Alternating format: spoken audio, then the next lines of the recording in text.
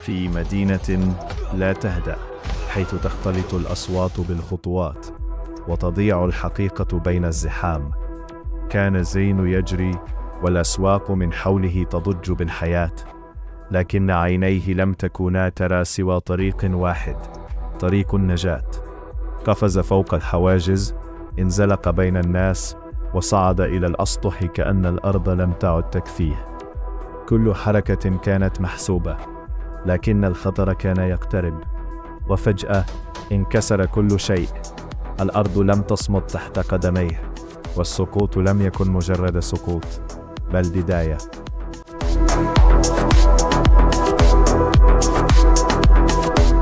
فحين فتح عينيه لم يكن في نفس العالم.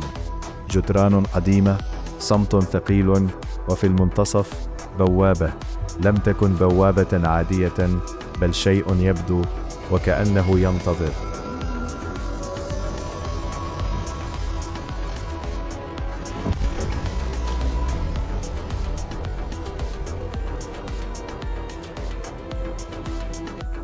تردد للحظة ثم اقترب، فحين لامسها لم يحدث انفجار بل استجابة.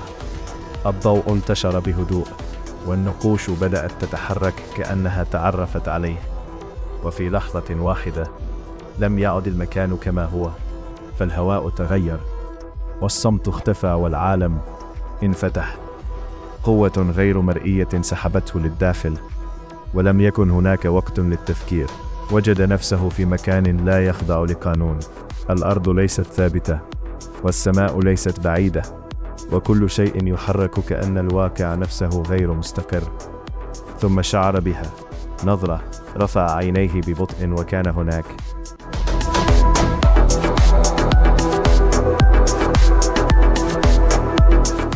كيان لا يمشي ولكن يطيع، ينزل من السماء بلا صوت، وجسده غير ثابت.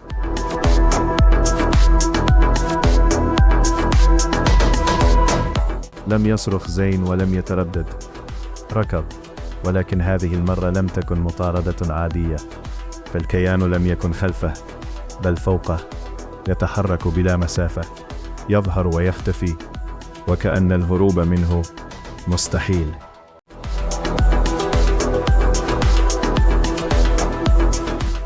هنا فقط فهم، لم يكن هناك عدو. كل ما حدث لم يكن مطاردة بل مواجهة. حاول أن يختبر ذلك، تحرك خطوة فتحرك الكيان معه. بدأ كل شيء ينهار. الأرض لم تعد تتحمل. ظهر مخرج، بوابة أخرى. لم يفكر كثيرا هذه المرة، ركض نحوها وقفز وعاد. الهدوء كان أول ما استقبله، لا صوت، لا مطاردة، لا شيء.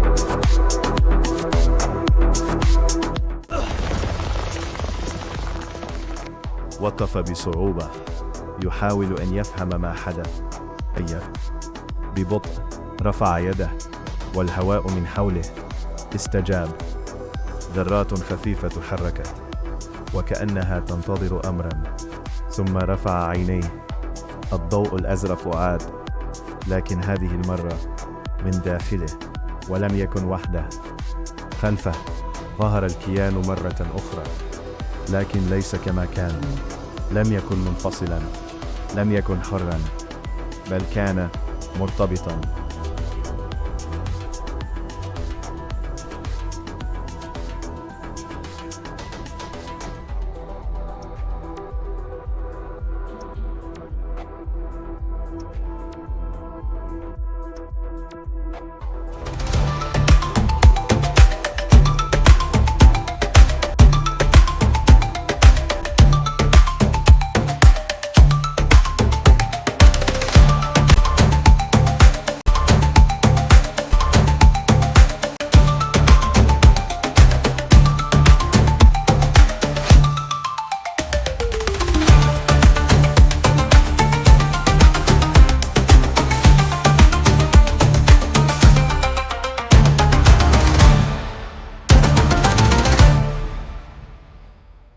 Let's go with Cynics.